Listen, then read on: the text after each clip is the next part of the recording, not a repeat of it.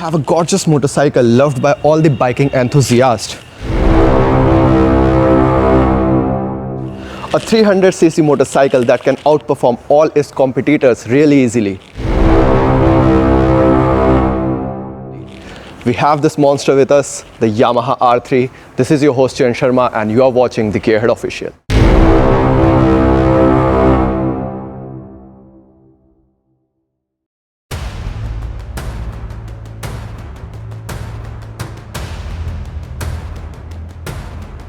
So let me call the proud owner of this beautiful motorcycle, Mr. Anurag.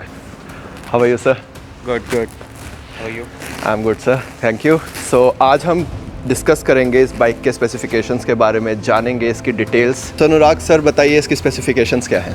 It's a 321cc inline twin engine, which is producing about 42 PS of power at 10,800 RPM and about 29-ish PS torque. 29 Nm of torque approximately, Yeah. right? और like मतलब 300cc segment, 42 bhps, almost around KTM 390 जो produce करती है, थोड़ा सा उससे कम, almost. But actually I guess it can outperform the KTM 390.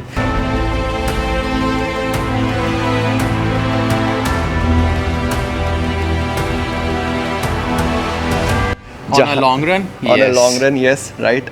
और drag की अगर बात करें तो शायद 390 थोड़ा dicey है. थोड़ा सा वो चीज़ है. That time it depends on the rider. That time it depends upon the rider. बहुत ही अच्छी मशीन है. ट्विन सिलेंडर आते हैं जिसका मतलब इंजन जो है आपका बहुत ही ज़्यादा स्मूथ है. आपने इसे कितना किलोमीटर चलाया है? 20,000 kilometers I had done and mostly on highways and mountains. Alright. So और कौन सा मॉडल है ये? It's 2016 December. 2016 मॉडल है. 3 दिन पहले इसकी बर्थडे थी. Belated happy birthday.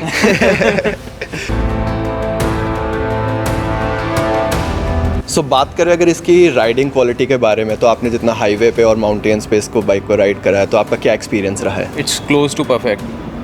Okay. Yeah, it leans very well. It brakes very well. It picks up the power in third, mid range pretty easily, which is very common in hilly areas where we need power suddenly. So that 29 PS, that 29 Nm produces power, good amount of torque, and picks up pretty easily. Right. So जैसा कि ये बता रहे हैं कि mountains पे ride जब आप फ्रेम बाइक चलाते हैं तो आपको लीनिंग करने में बहुत ही ज़्यादा मज़ा आता है. हाईवे पे आप टॉप स्पीड थोड़ा हिट करते हैं तो उसमें बाइक काफ़ी ज़्यादा अच्छी परफॉर्म करती है इसके टॉर्क के साथ. अगर इसकी बात करें हम लाइक जब आप माउंटेन्स में है लीनिंग के बारे में, तो लाइक इस पर कौन से टायर प्रोवाइड किए जाते हैं? Right now I am using Rosso 2s, okay. which is a bit disappointed for me on my personal experience. Okay. I was happy with my Michelin's and so before like Michelin stock tyre आते थे इसके साथ? no, MRF is the stock tire, alright. which is like not that dead for this machine. Okay. Dead tires for this machine. It's like nothing. Alright. They skid a lot. Then आपने इसको upgrade करा मैंने Michelin Michelin पे upgrade किया. उनसे मैं बहुत खुश था. Right. But there's a thing, a temptation to get a better tire. And when I asked in the forums and R3 groups, they all suggested me to go with Rosso 2. Okay. So I switched on and a bit disappointment from these tires. Alright. So like again this is a tyre review basically for the R3. Rosso 2 जो है personal, this is totally a personal decision. Although इनको Rosso 2 में उतनी ज़्यादा feel नहीं आई जो कि Michelin की ग्रिपिंग. ऑब्वियसली मिचलिन के जितने भी लाइक हम KTM में देखते हैं, RC में भी देखते हैं, तो मिचलिन के रिव्यूज़ काफ़ी ज़्यादा अच्छे हैं. जब हम बात करें लीनिंग परफॉर्मेंस के बारे में, लीनिंग के लिए काफ़ी ज़्यादा ग्रिपिंग प्रोवाइड होती है मिचलिन की compare to the Rosso 2s. Rosso 2s. Right? So now we are going to discuss about the handling part of this motorcycle.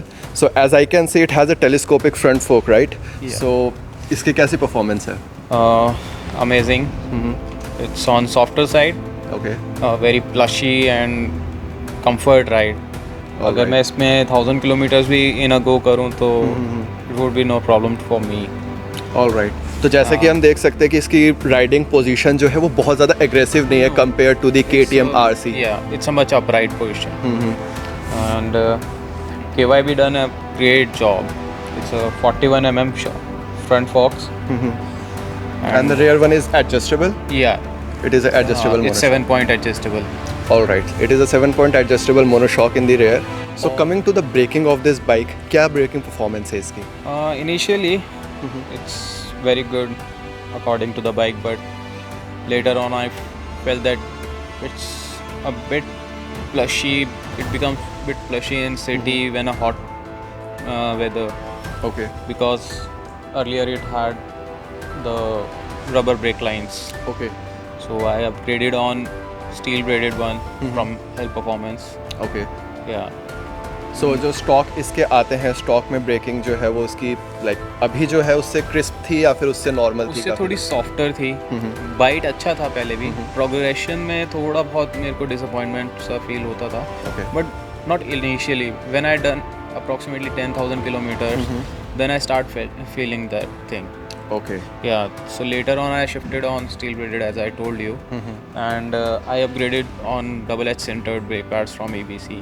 Okay. So like जब नई बाइक होती है तो आपको इतना ज़्यादा ब्रेकिंग का फील भी नहीं होता, बिकॉज न्यू बाइक है, ब्रेकिंग आपकी काफ़ी ज़्यादा अच्छी रहती है. हम बाइक से ही वाकिफ हो रहे होते हैं कि Exactly. क्या परफॉर्म कर रही है, कैसे Exactly. परफॉर्म कर रही है. एंड देन कुछ किलोमीटर्स बाद आपको रियलाइज़ होता है कि अगर ये चीज़ और भी ज़्यादा अच्छी होती तो वो बेटर इसकी परफॉर्मेंस को एनहांस कर सकता है, Yes, राइट? exactly. तो इसलिए आपने इसकी ब्रेकिंग को अपग्रेड करके Upgrade किया. आपने steel line steel braided steel lines and plated lines आपने अपग्रेड किया डबल एज इसको, right? सेंटर्ड. ओके.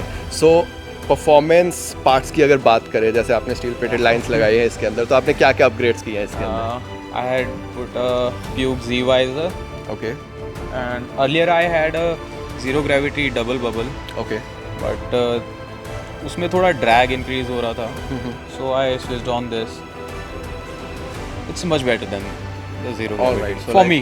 सो मतलब ये आपका जब According to my आप लीन होके चलाते हैं, डकिन होके चलाते हैं तो tuck, उसमें yeah, when we tuck, it's When we we- done a great job. Okay. Then I had a Akrapovic slip-on. Okay. It's a slip-on only. So why not the full system and only the slip-on? Pollution norms. Our Indian government. Even I'm thinking to put a OEM's exhaust on this. Okay. So like still ये bike जो है with a slip on बहुत ही अच्छी sound करती है. Double cylinder है, इस वजह से इसका जो स्टॉक जो मतलब सिर्फ स्लिप ऑन के साथ जो आवाज़ है बहुत ही अच्छी प्रोड्यूस हो रही है. हम आपको एग्जॉस्ट साउंड भी सुनाएंगे इस वीडियो में. सो अपार्ट फ्रॉम दैट और क्या अपग्रेड किया इसमें? RNG tail tidy okay. and the DNA air filter. Alright. Yeah. So I guess all these parts are. Alright. So like ये सब पार्ट्स आपके लगाने के बाद, स्पेशली जो DNA फिल्टर आपने लगाया है और जो स्लिप ऑन आपने लगाया है, उससे परफॉर्मेंस में कितना इंक्रीज़ हुआ है? Actually, I felt that this bike needs a air filter. Okay.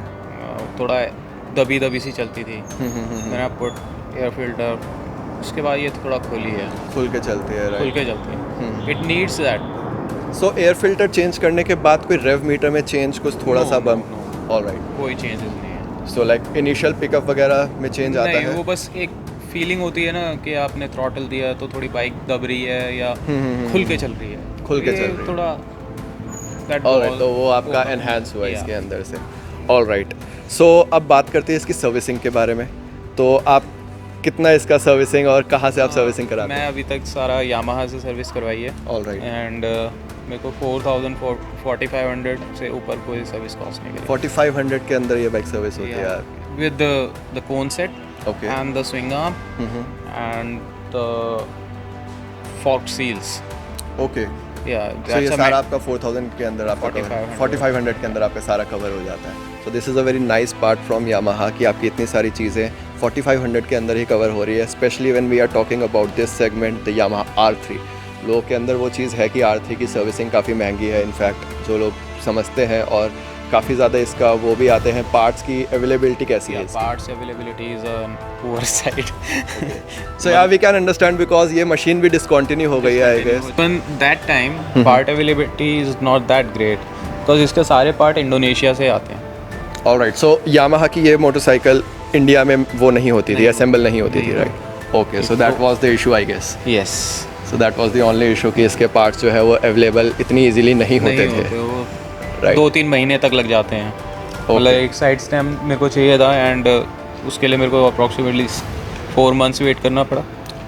Okay, सो ये आप इनिशियली की बात कर रहे हैं या फिर जैसे अभी तो ये बाइक बिल्कुल ही मार्केट में अवेलेबल नहीं है? इनिशियल की बात कर रहा हूँ। इनिशियल की बात कर रहे हैं। हाँ, जब BS4 वेरिएंट आता था मैं तब की बात कर रहा हूँ। सो अभी अगर सपोज आपको सर्विसिंग या फिर कोई पार्ट अगर आपको ऑर्डर करना पड़े तो वो कितना टाइम लगाता है?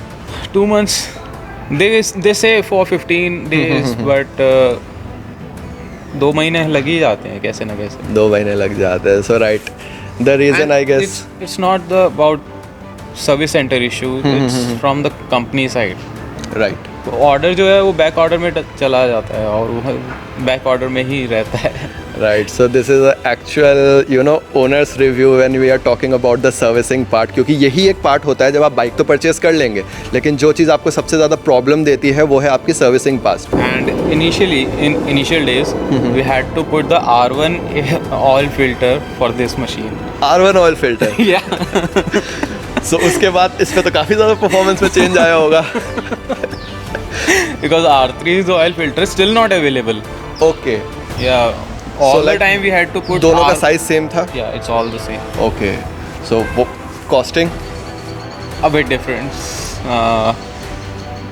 उसका शायद 700 कॉस्ट करता है R1 का एंड जो इसका OEM है दैट इज़ फॉर 250। ज़्यादा 50 or 300। ज़्यादा डिफरेंस हो गया। A bit। जब पार्ट्स अवेलेबल नहीं It होते। include in 4500। It was included in 4500। Okay, so कभी अगर आपको ऑयल फिल्टर ना मिले तो R1 का आप ऑयल फिल्टर यूज़ कर सकते हैं R3 में भी, which is not an issue I guess. Not an issue। Price थोड़ा सा बम्प है, बाकी कोई इशू नहीं है आपका। So coming to the end, what are your final words on this beautiful motorcycle?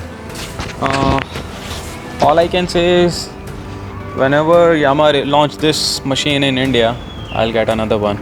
You get the That's all I can say। right.